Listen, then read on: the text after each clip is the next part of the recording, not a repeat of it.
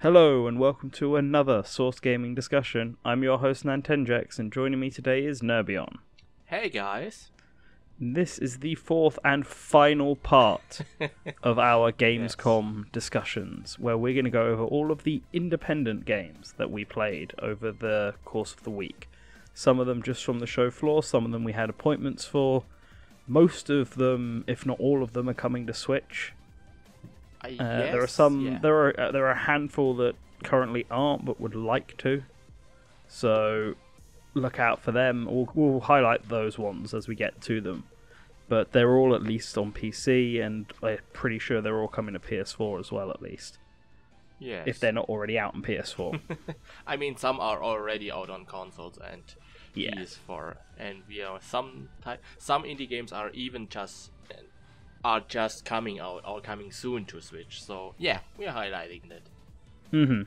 So, well, we've got this in no particular order. I think it's vaguely in an order that we played them in. No, But I wanted to start with the three of the ones that were actually on Nintendo's booth. Yes. And were actually highlighted in that indie highlight reel that Nintendo Europe put out at the beginning of the week. And the first one of these is a game that caught my interest from the trailer, and then when I got a chance to play with it, I absolutely fell in love with it, and that is Baba Is You. Yes, it looks so cute. It's such a cute game. Did you get to play this, or was it just me? It was really just you, because I didn't play it, but I just was standing behind you and watched you playing this game, and I think you have a better grasp on it, but I can at least see what the game is going for, and it's a really cute idea. So, the idea behind Baba Is You is you play as a little sheep called Baba, and you have to solve just like puzzles. Each level is a puzzle, and there are about 20 puzzles in the demo. I actually only got up to puzzle 8, and I'll explain why in a moment. But it's pretty much, the puzzle involves, there's a bunch of sentences on as like objects in the world, and when the sentences are connected and make a sentence, they perform an action. So Baba Is You refers to the fact that the player is Baba, but if you replace Baba with, say, flag, then flag is you start controlling the flag. So other examples of this include wall is stop, and if you push the stop out of the way and just have wall is, all the walls can now be walked through because there's no action there. Same for water is kill, or water is death. Push death out the way, water no longer harms you.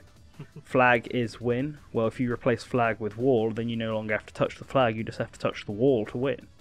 And it's using this combination of sentences within the level provided that is how you solve stuff through Baba Is You. And I had a very good first run.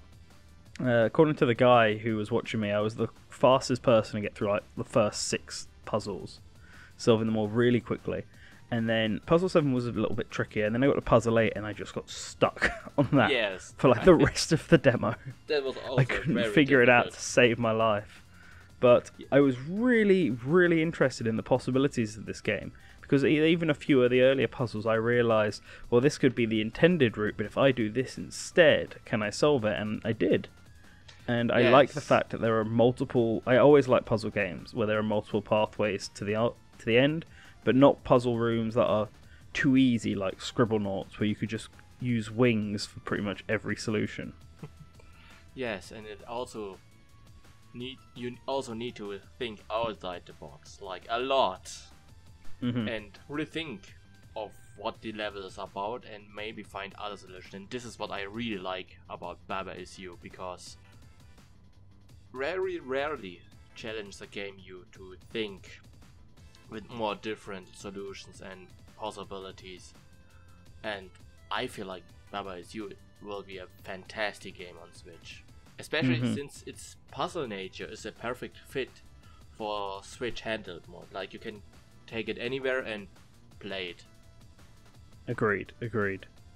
So the next game on our list is Monster Boy and the Cursed Kingdom. I believe this is the sequel to the other Monster Boy game, or was it called Wonder Boy? It came out last year for the Switch. I think it's more complicated. Like, it's more Wonder Boy and Dragon's Trap and such. And like, it's a whole mess. It's like a real license mess.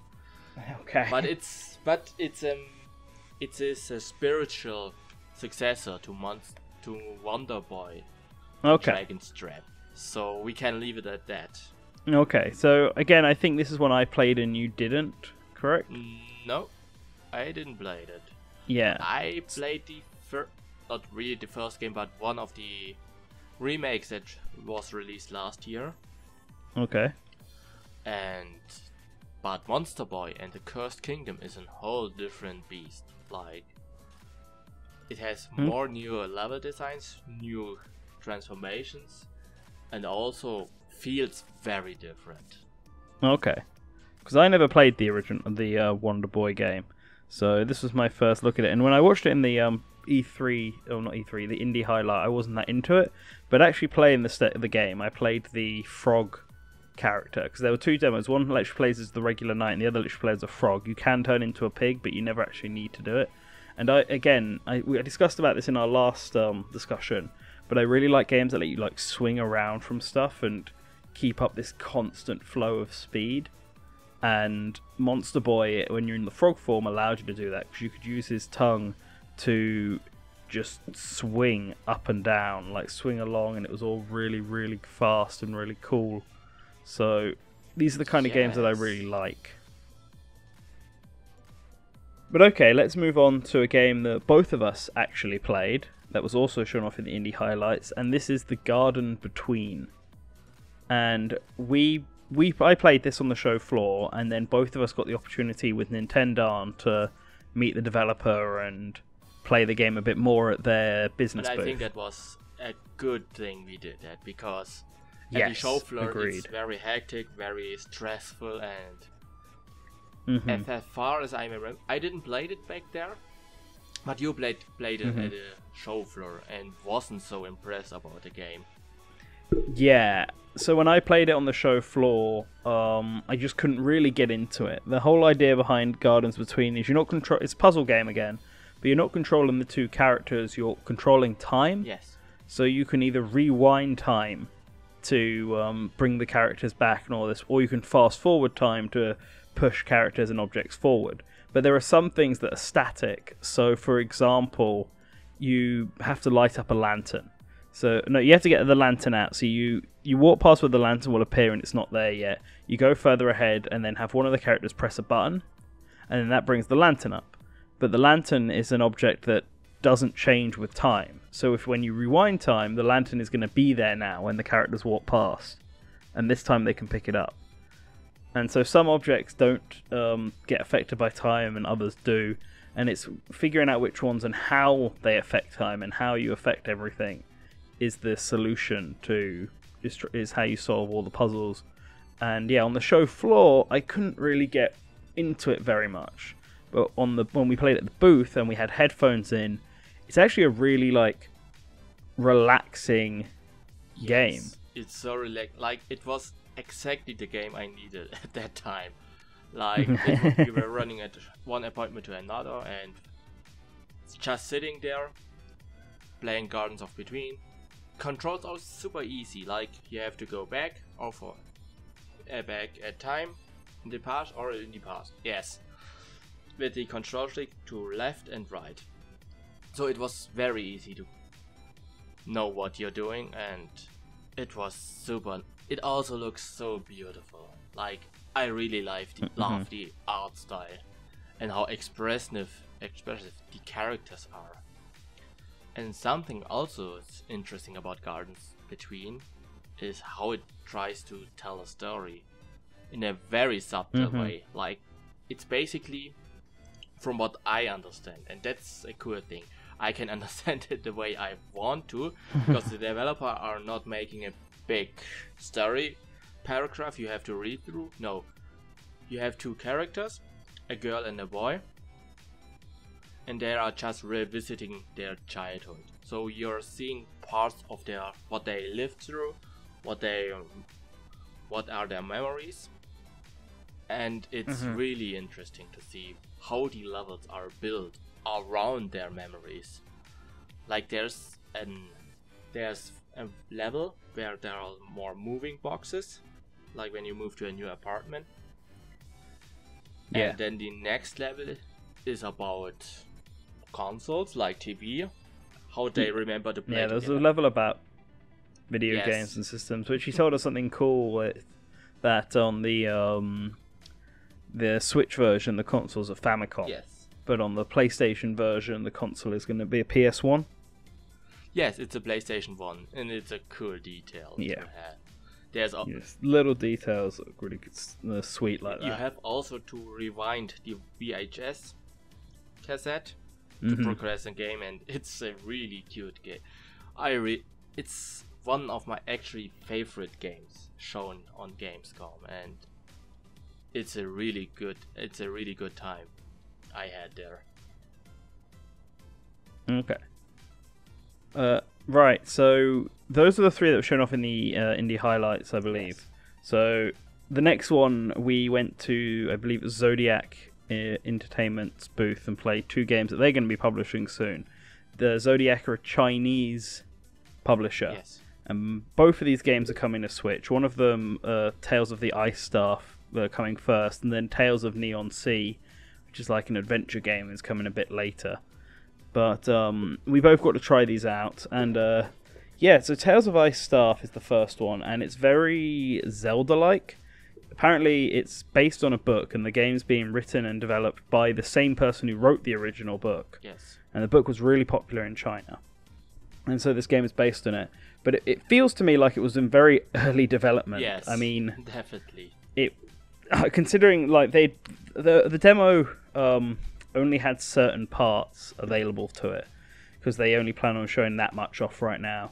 But they hadn't put any like blockades to block that off. So I remember you walked off to the right hand side to a part where the demo wasn't available, and just walked off screen. Yes, I disappeared altogether, and it took a long time until I returned. So yeah, and I broke the demo. Yes, you broke it. You just you couldn't. Apparently, I got further than anyone else had. Apparently, and that caused the demo to stop working. Pretty much. Yes. Like the screen just I beat a boss and then went to go cross a bridge, but the screen wasn't following me anymore. Yes, it just refused. And they couldn't figure out what was happening. You were just too close to the sun. So. But it reminded the game itself was okay. Yes. I think nothing major. It reminded me actually a little bit of Secret of Mana. Okay. Which I mean is also, you can argue it's Zelda-esque, but I feel like it's too early to comment on it.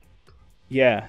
There were some things about this game, like, so you play as the princess, and she has two followers, and the two followers follow behind you, and automatically attack. One is an archer, one is a healer or a mage or something, I can't remember. I think it's a healer, and so they will attack automatically and stuff. And the princess herself can do either a sword swipe or a magic attack, or can't remember what the other one was now, actually, off the top of my head. You can heal but yourself. I remember the issue we had was that to use magic, which you need for some enemies, you have to stand still to use it, and you can only shoot in 8 directions, whereas your enemies can just shoot towards whatever direction you're standing in, which makes lining up some shots really difficult, because you have to run around them, find the right spot to stand in, charge up your magic, and then use the magic, all without, hoping that they don't hit you. Yes. Or dodge, or moving to the side and then having to get back into position again, and that felt really long sometimes. Yes. And I hope they can fix it in the next demo or even final release. Yeah. But we'll see. We're closer to the time. Tales of the Neon Sea is more like a 2D side-scrolling adventure game, not like an action game, but like a Monkey Island style point and click game where you play as a android detective in a cyberpunk world solving crime. And it's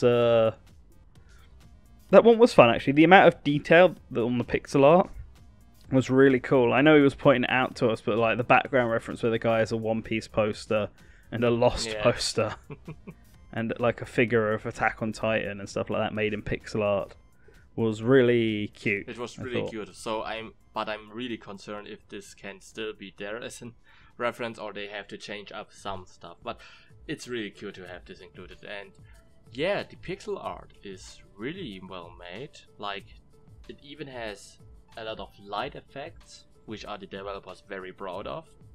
Even dust effects. And yeah, they were showing off a lot of the particle effects to us, weren't they? Yes.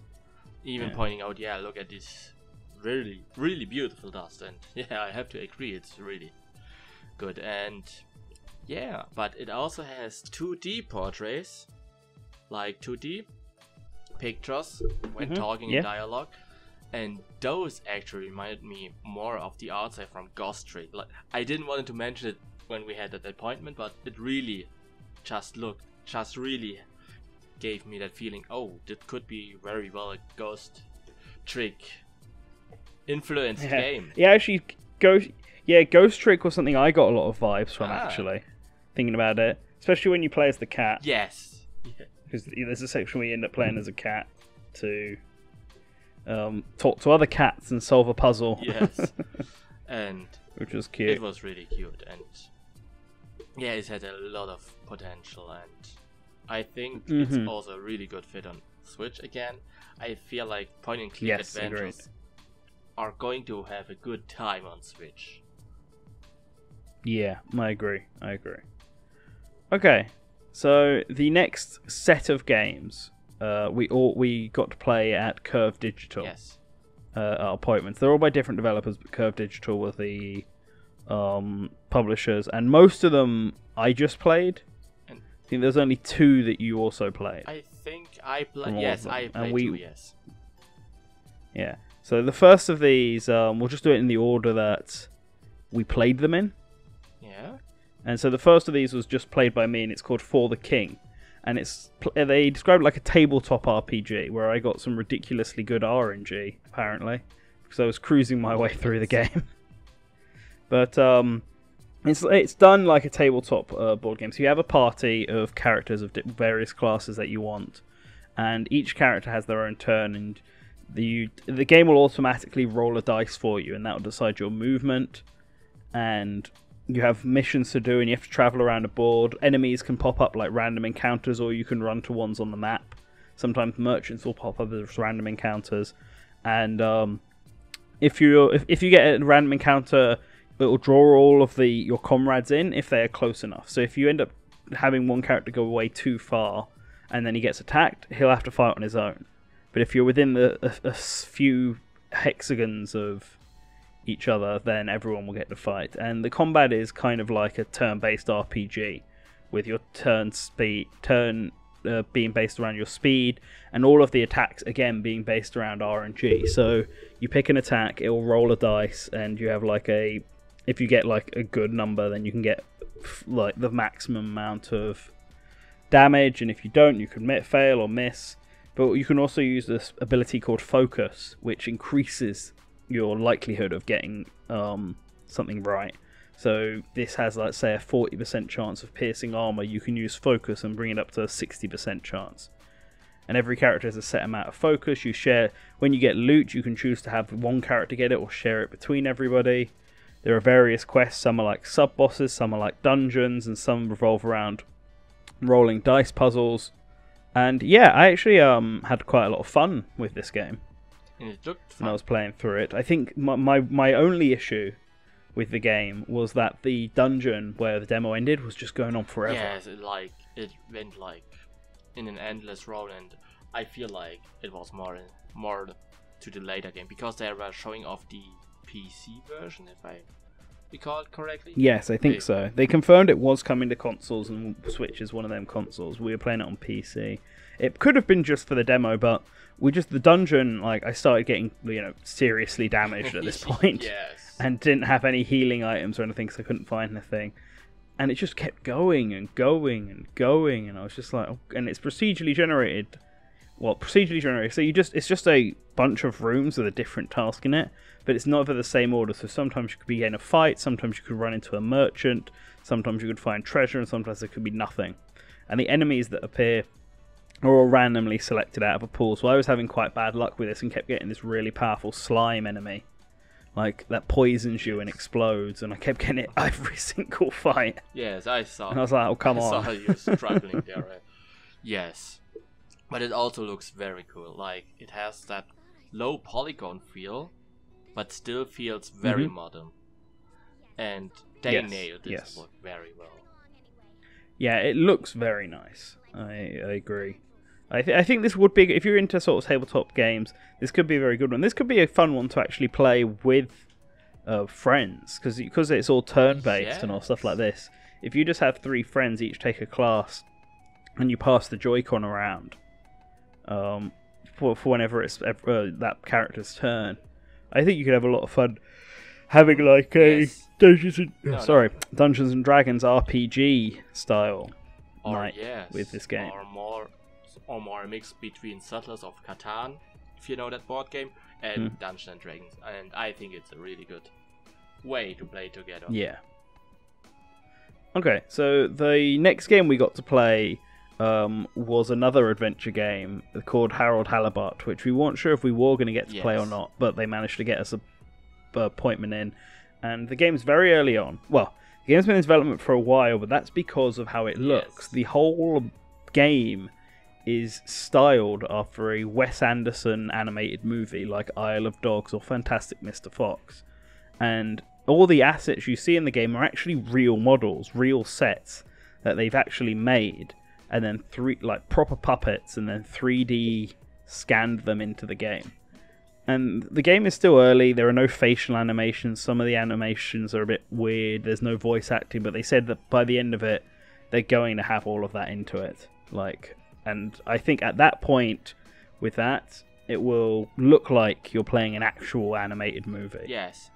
Stop motion animated movie, and I think that's really cool. Man, it looks really. I mean, of course, it's on an early stage, but they made it like they told us they're working on it like for 4 or 5 years, or for 3. And a lot of that's been making all the assets, making sure they look authentic in the game. And I feel like even in the early stage, it looks outstanding. Like it's something like Star Fox. Like Miyamoto wanted a puppet feel to his Star Fox storytelling. And this game, it's more, like you said, feels like Isle of Dogs and Fantastic Mr. Fox. And the animation, I mean, at first, there was a slow mode we accidentally activated. Yeah, the demo wasn't running it very well at the beginning. Yes. And then we had to restart. Yes. But it really felt really good. And yeah. My only issue with the game so far is from a gameplay perspective, it's fairly dull. Like, it looks really nice, but every single thing was go to this point, talk to this person, then go to this point, talk to this person, go to this point, talk to this person. There was none of that adventure game stuff where you find items and then these items might be relevant later on. Now, this might be something that comes into it. After all, it's very early days, and there was one scene where I had to pick up a rock and put it in a certain place, but it was like right next, just basically moving the rock a few centimeters to the right. Yeah. But I can excuse that for now. If that's something that they can fix, then I think gameplay-wise it could be pretty fun as well. But visually and audio, and although we didn't hear much of the audio, what we did hear was really good as well. So it has the opportunity to be like one of the most visually impressive games. Yes. But it's also because of that the developers are worried that it might not come to Switch. Yes, because so they want it to come to Switch, and they want it to come to all the other systems, but they told us that as it looks, it'll probably launch on PC, PS4, and Xbox One at the same time, and then the Switch version may come a bit later. And their reasoning for this was they're not 100% sure if the Switch, being the weaker system of the 4, can actually run all the textures, the intensive graphics and textures and stuff like that this game requires. Yes, and So we'll just have to hope that they can get it It working. would be really good if it can. But I can understand if they're deciding against the Switch because they couldn't run it on a very satisfying visual level. And to be fair, the visual art style is one of the biggest selling points of this game. So you have to make sure it nails that puppet style. Alright, so the next game that we played, this one's actually already out, we found out. So we won't spend too much time on it, but it's Human Fall Flat, which we both played. This, basically, if you've played, oh god, I had it on the tip of my tongue and I've forgotten it now. Oh no, that's not good. That it's one of those games where where you play as basically a blob of a person, and the physics are all, if you hold down the right trigger, their right arm goes up. If you hold down the left trigger, their left arm goes up, and you just have to grab onto things and pull yourself around. And but unlike the game which name I am forgetting, and if you know what I'm talking about, comments below please. This one's meant to be more like a co-op puzzle game. Even though we spent a lot of our time just throwing each other off the level. Like we all at the first time when we were on the level, one of the developers just threw me away. Like I was the first target. That was not nice. But yeah, well, we spent forever trying to get the lantern off of this train so we can open a secret door. And then the guy just like, as soon as we got the lantern off, as soon as we cleared the rubble out and we're going to see the secret, the guy had already made it to the end of the level, so he just quit the level, and it was like, what the hell? Yes. However, the stage after that, the stage in the canyons, I got ahead of everyone else and started using like ropes to swing across cliffs, and even got an achievement. An achievement in a depth. Which was quite amusing. And it's again one of those wacky games that the controls are your biggest not biggest flaw, but biggest enemy you can come over, and biggest the biggest obstacle is the controls. I mean, and we had a lot of fun with this game. Let's say, like in the multiplayer. Yeah, it was a fun game. Just with the wacky situations we came in. So I have a difficult, even thinking back then, I have a difficult time to think of it as an co-op multiplayer game, but more like a versus multiplayer game, because we threw out all the time out, and I feel like it's more about getting first in the entrance. And well, they told us it was meant to be co-op based. It wasn't, because I asked if there was going to be any sort of multiplayer competitive element to it, and the developer wants it to be purely co-op, family-friendly fun. But you can't control what people do.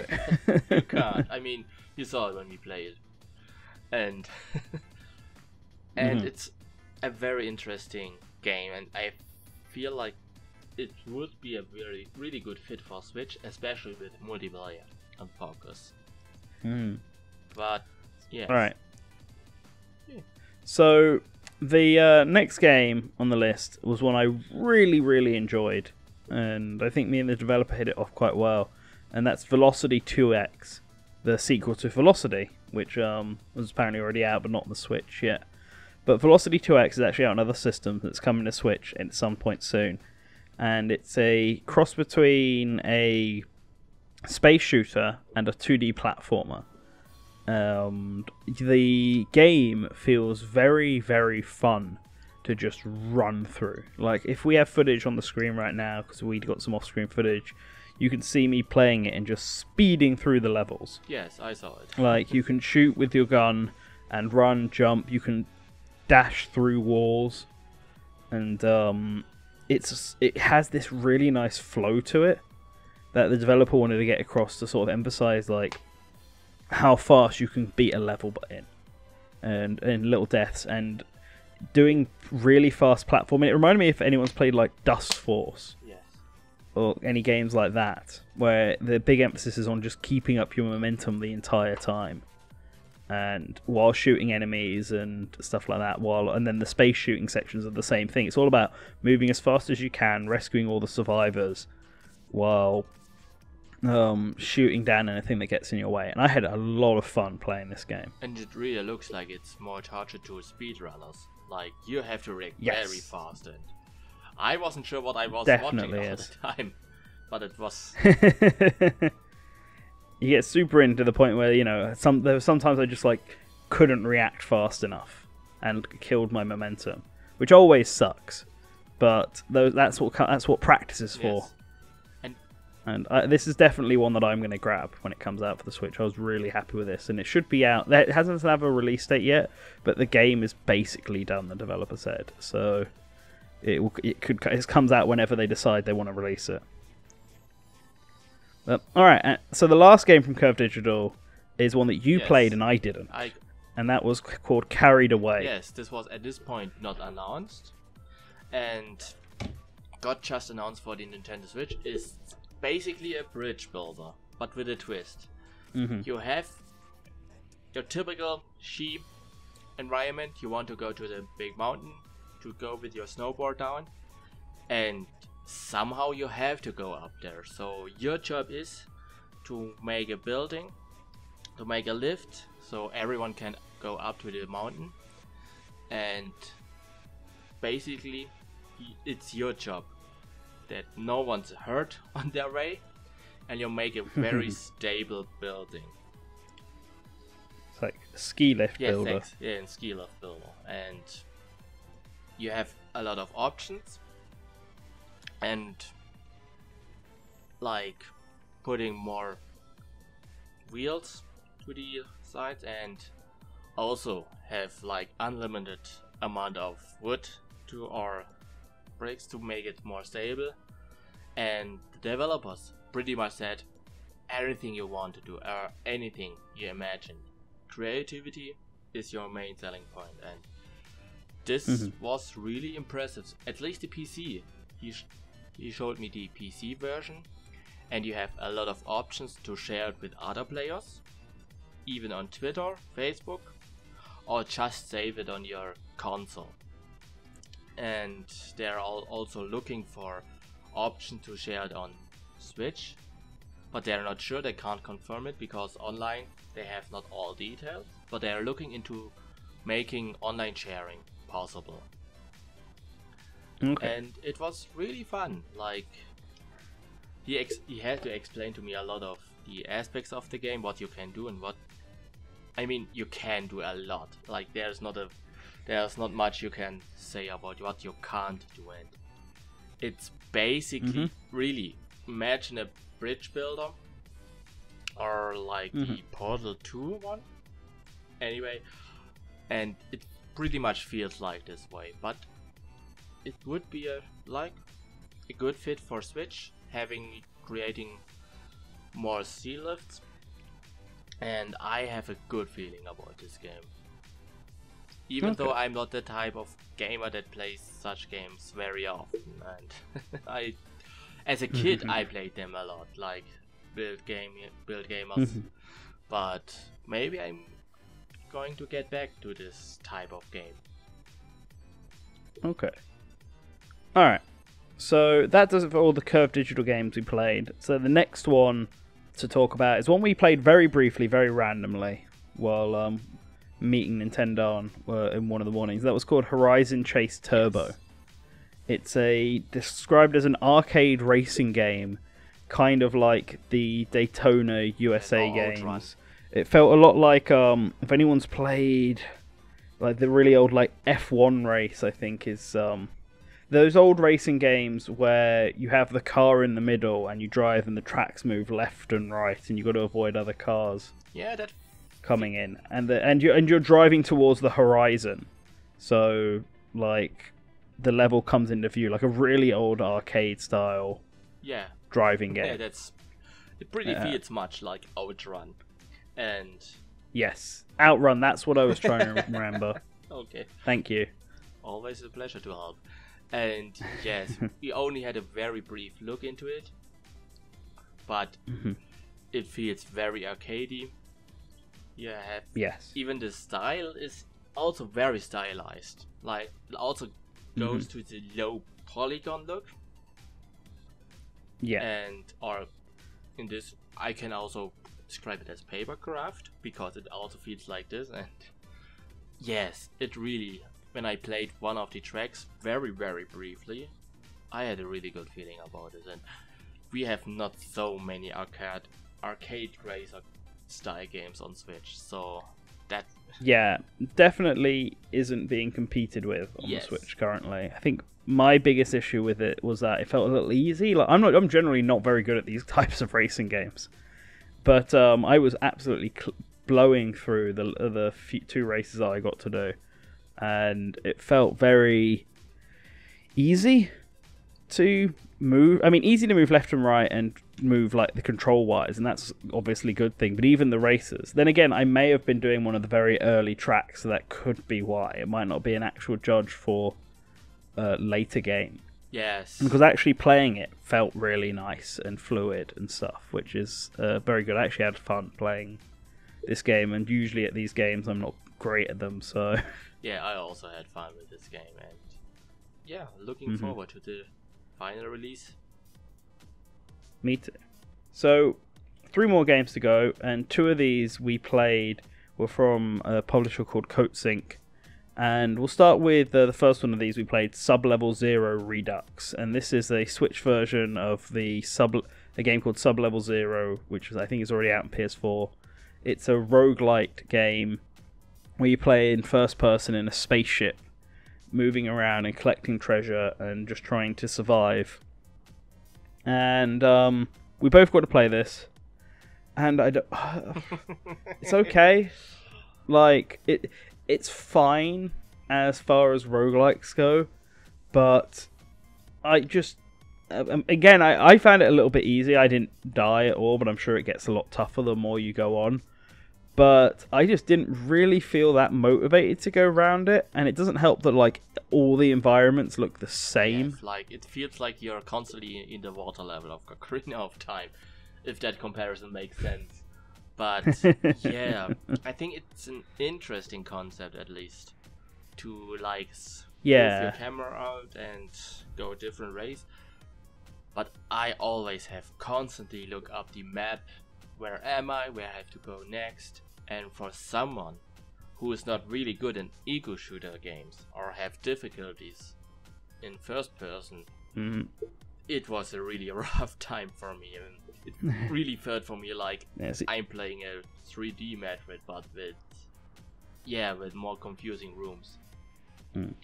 See, I never bothered looking up the map. I just went, because it's all procedurally generated, I just went from room and then found the next exit and went through there and just kept going basically in a straight line. Yeah. Through, picking up whatever loot. But you got multiple guns you can try, and each one you can equip like multiple guns to your ship, but I never bothered. I was always just fine with the default weapon, and I'm sure maybe I could have had more fun if I tried out some other weapons, but I just didn't feel motivated to do it. And so I mean, I had to use the missiles because I ran out of my ammo, so I was forced to use another weapon. And the biggest issue I have with this game is like, I mean, of course it's more geared towards experienced players, so I respect it, but for me as a beginner, I have very hard time to orientate, or the user interface also feels very restrictive or not so clear what I have to do or what I can do, and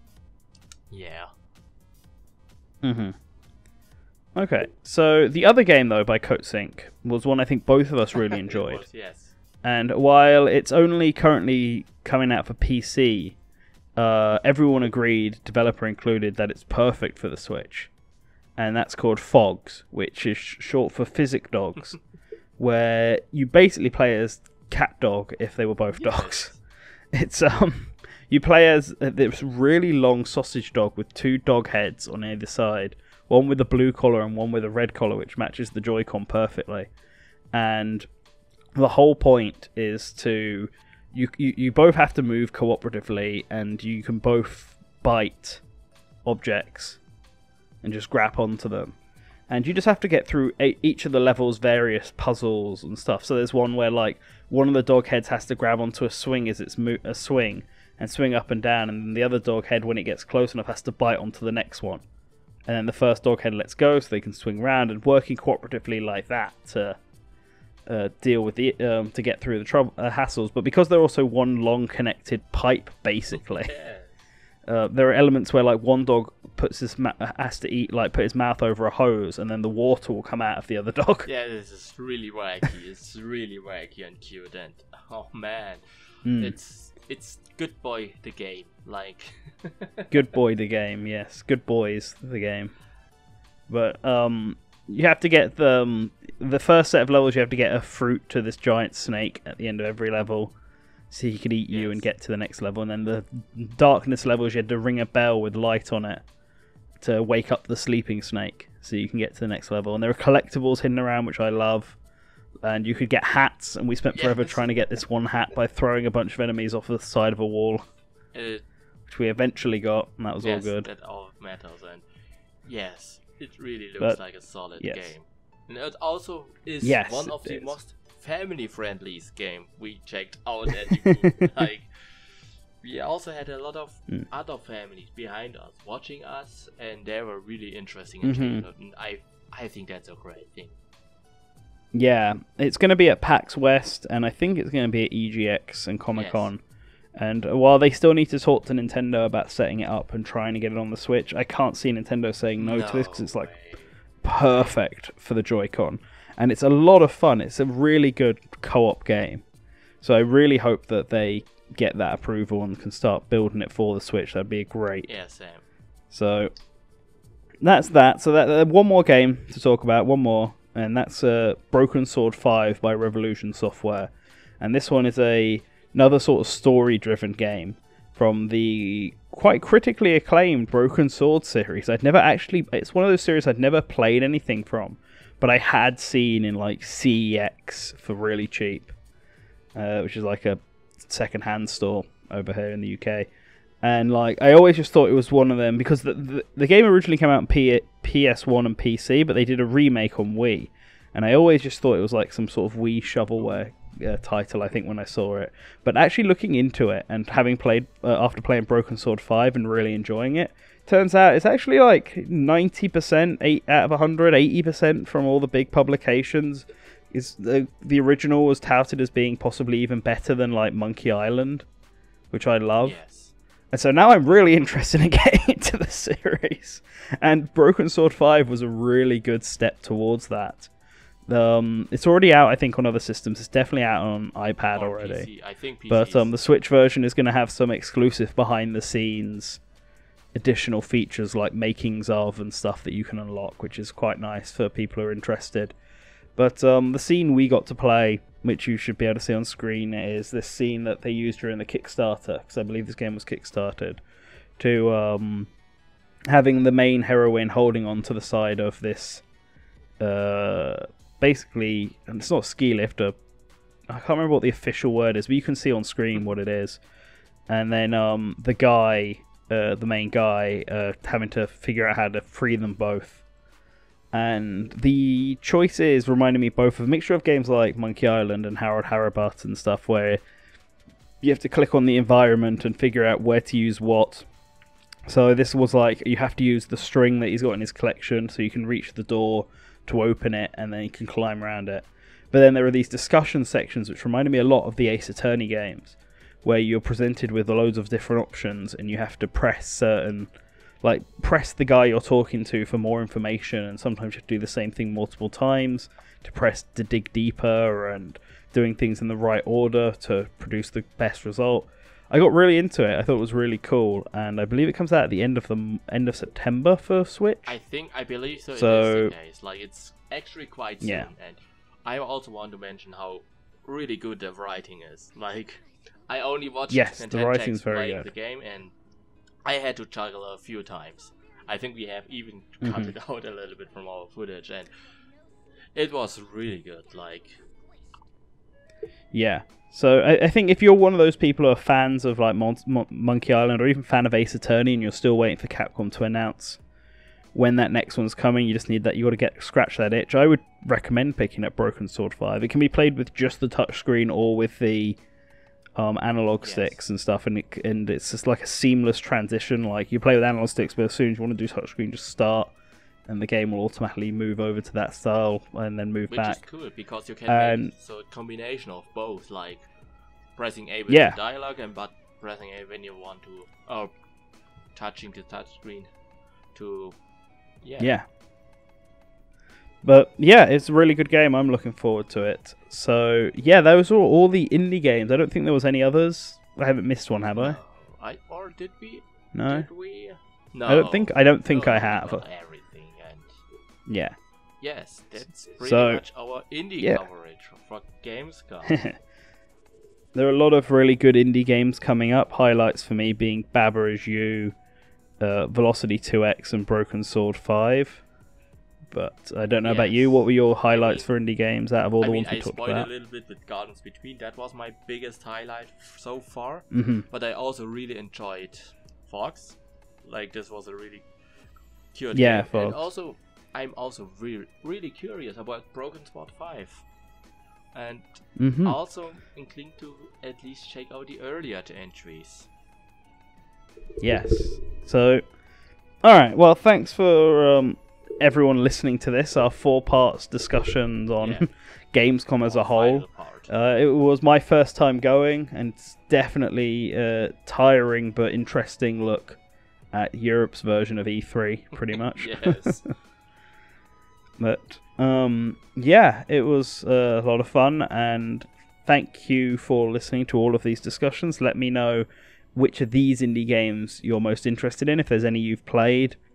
Take a look at if you go into PAX West, because I imagine quite a few of them are going to be there, and or EGX if you're in the UK. And yeah, give us a like, hit that subscribe button if you haven't already. In the comments, give me your thoughts. I want to thank our patrons, especially in particular our super patron, the Duke of Dorks. So a link to his channel will be below. So that out of the way, I need a drink of water because we've been talking for a long while. Yeah, same. So thank you all for listening, and always remember to return to the source.